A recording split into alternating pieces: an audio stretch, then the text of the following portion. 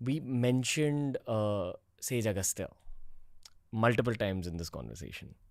That's a part of your spiritual journey that we should highlight.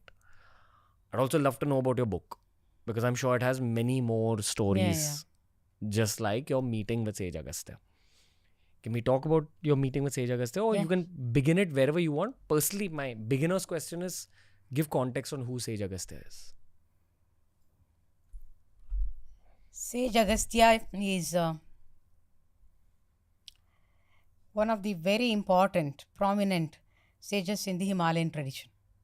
The Himalayan tradition. Himalayan tradition. What is that?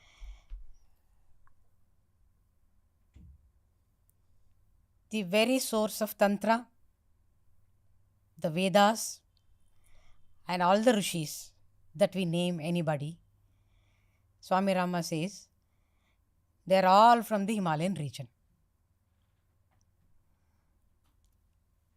Starting from Sanaka, Sanandana, Sanat Kumara, Sanat Suresha, who are called the Brahma's Manasa Putras. So in that lineage, Sage Agastya also one among them. And his wife was also a very great Rishika. Rishi is male gender and this feminine is Rishika. And both of them were Sri Vidya seers. Sri Vidya mantra seers. Drishtara. Drishtara means one sees the mantra. There is a process where these great people see the mantra. It's revealed to them. In Sri Vidya tradition also, for all the Sri Vidya practitioners, the last mantra has to reveal by itself. So this revelation is directly connected to the divine grace. So certain Vedic mantras were also added by his wife Lopa Mudra, her name is. Both of them were the seers of Sri Vidya Panchadashi mantra. In Panchadashi, there are 2-3 types. One starts with the Ka, that is called Kahadi, Ahadi, and Mishra, and all that. I will not go into those details. So both Sage Agastya and his wife were great seers of Sri Vidya path. They are the precursors of this. And so many attainments Sage Agastya has to his credit. Like alchemy, the art and science of alchemy, he was the first one to do. And people say that he invented the aeroplane at that point of time.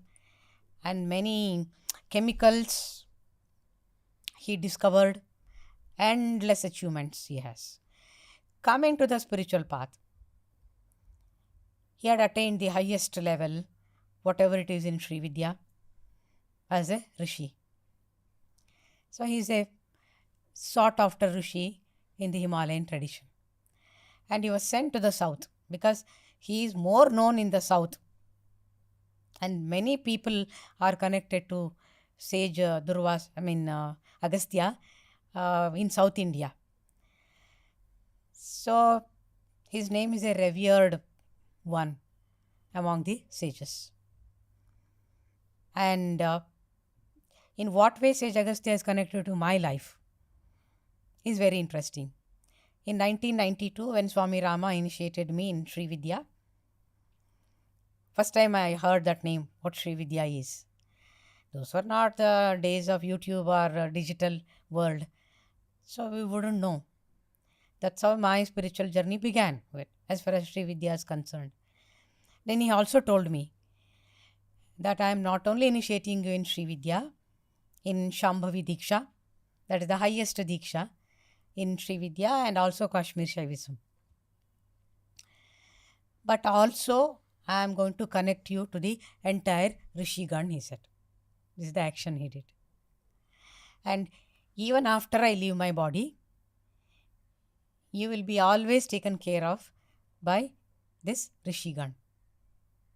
At that point of time, I didn't understand its significance. This was in a dream? No, during the mantra initiation in 1992 in Rishikesh, Sadhana Mandir Ashram, like sitting face to face, after giving the mantra, Sri Vidya mantra, he said these words.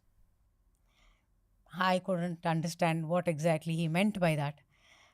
But as my sadhana started, you know, blossoming, then all these subtle things I started understanding, and how sages can connect with you if you are if you are able to kind of purify your chakras up to Ajna chakra.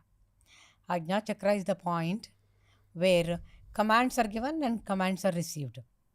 So Guru works through your Ajna chakra once you come up to that level where every learning happens in silence because of this connecting link. Otherwise, they cannot do, because this receiving station is not tuned properly. But when they really want to communicate, they will use different ways. They will come in the dream or through somebody's body. They will come and then tell you what it is and all that. So Sage Agastya, I mean, it was a kind of a round table conference that happened in the Rishi's world, Rishi's Loka, that something like this should be done to me. I was clueless about it. So he was sent to give me the knowledge of Matrika Chakra, which is a very big premise on which Sri Vidya has evolved. I don't want to say what is Matrika Chakra because it becomes a diversion. You can keep them for the next one. Sure. Matrika Chakra is 50 letters in Sanskrit language. This much is enough for now. And there is a beautiful practice evolved in Sri Vidya by name Titi Nitya Upasana. It's about 15 Nitya Devis from Amavasya to Purnima, Purnima to Amavasya, which comprises of the lunar calendar. The interesting part is this Matrika Chakra Siddhanta, for the knowledge, is explored and given an exposition in Titi Nitya practice. And also the other mantras of Sri Vidya like Panchadashi. Nowadays everybody talks about Panchadashi mantra and everybody aspires to receive that mantra and all that. Both are one and the same. This Titi Nitya practice and this Panchadashi mantra. Steps are different. So these 16 letters, the vowels, the swaras to be precise, are utilized in their vibratory patterns to symbolize one Titi Nitya deity each day after Amavasya. First day, second day, third day, like that. So 15 days. So this is a highly esoteric practice. But my Sri Vidya Guru had not given me this knowledge. But I was already studying Shiva Sutra, where Matrika Chakra is a very important concept. And it is said by Sage Vasistha and others that if Matrika Chakra is unknown by an aspirant of Sri Vidya, then he cannot progress in his mantra japa. So much important it is. So I was studying, but I was not able to understand it very clearly and all that. Then one day I went to Guru Galu, my Sri Vidya Guru in Mysuru. I said, suddenly he asked me, how is your study going on in Shiva Sutra? I never told him that I am studying. But he knew. Then I shared my experience. Said, when I read, I try, I understand, but then I feel I have not understood anything. Is it so? Then he looked deep into me through drishti. He gave me the entire knowledge of Matrika Chakra in a flash. He said, now you go and study, you will understand. And it happened. Then what happened, to cut the story short, I had gone to Tirumechur in Tamil Nadu. There is a great temple of Lalita Tripura Sundari. I didn't go, I didn't know about that. The car itself took us to the temple by losing our road towards Pondicherry. So we ended up in front of her temple.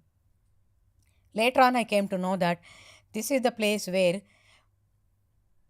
Vagdevis, Vashinyadi Vagdevis, recited Lalita Sahasranama for the first time in this place, in this temple. And it was brought down by Agastya and Lopamudra directly from Hayagriva, sage Hayagriva. So this is the background. And his photo is there and all that. And then I met him. That it becomes a very long story, which I have already written in messages from the Himalayan sages. And then finally, ultimately, he made sure that I understood he is none other than Sage Agastya. He had come in somebody's sannyasi's body. He had come. In a physical body. Physical body. Physical body.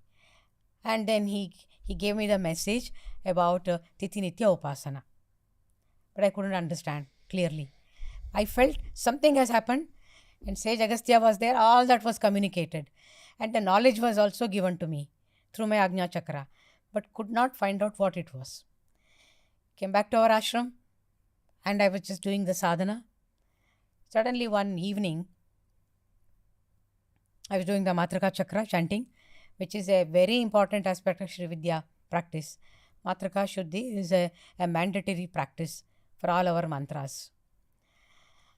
And it is said that even if you don't do the mantras, if you do only Matraka Chakra, you can attain the highest. So I was doing that practice in the evening, and to my closed eyes, I saw that Sage Agastya is standing in front of me. Standing. And Sage Agastya is very popular in South. Everybody has seen the photograph. And I have grown up, listening to all the stories about sages from my mother, from my childhood. I had a great fascination for them. Later on, I gave it up because I thought sages are somebody, obsolete now. They don't belong to this era. They are come and gone. There is no relevance to our life. So I gave it up. And again, they had to come in this manner. So, I could immediately recognize that it is Sage Agastya. And my chanting halted. Because I was overwhelmed to see Sage Agastya standing in front of me. Then, with great effort, because such experiences I have gone through, it's not the first time, I put my efforts to continue my practice. Because I understood he has come to watch my practice, how it's going on, what he had given me in Tirumaichur temple. So I continued. Then when I saw seeing him, and then I was chanting one letter, Aim. That mantra. Aim. A is a letter, Aim is a Bijakshara mantra. I'm chanting according to the systematic practice. Then he suddenly used his Anima, Garima, Mahima, Siddhis, and he reduced himself to small entity, like Anu, atom-like. Still, I could see him in all clarity that he is Sage Agastya only. All the details were there in his Anu size. And then I'm just, just flabbergasting, overwhelming. I'm just staring at him, and then he entered my throat. Not through my mouth, directly through this hole. And my throat totally became blue color. He stood there, watched my chanting for a long time. And what else he did entering my throat, I didn't know. But turning off my throat into blue color was very clear with that letter connection. That letter that I was chanting. And later on I found out that is one of the Nitya Devis. Her name is Neela Pataka. Neela means blue. He watched me, supervised me. What else at the subtle body level and causal body level did, he only knows. Then he came out the way he had gone in. Stood in front of me and then came back to his normal height. He's a very short person. and with his Kamandala and Brahmadanda. He's standing in front of me and he watched me further and he was like happy that my practice is going on good. And then he nodded like this and he disappeared. But I didn't know what to do next. I had already completed my Sri Vidya practice and this is another practice. Should I do it for myself? But why is it given to me? By then my Guru Galu had already left his body. So I didn't know. But then they make sure that we learn. So what they give as a message, this learning happens in silence. And that is it called para level, transcendental level. And there are other 3 levels. Para, Pashyanti, Madhyama and Vaikari. What I am talking is at the Vaikari level. Vocal cord I am using. But 2 more stages in between, that experience which has happened in a flash gets translated into grosser and the grossest. Then we are able to understand. Then things started happening that I get the right person to talk about that, right scriptures I get, right dreams I get, everything towards that. And then my knowledge became complete. Then the message was that Panchadashi mantra and Shodashi mantra. And I am given Mahashodashi also, mantra of 28 letters. All these are in no way different from this Titi Nitya practice. This knowledge, second time, no, one course is already over. It's a similar one. We are giving it to you because we want you to take it up as the mission of your life to reach to thousands of people and give it to them.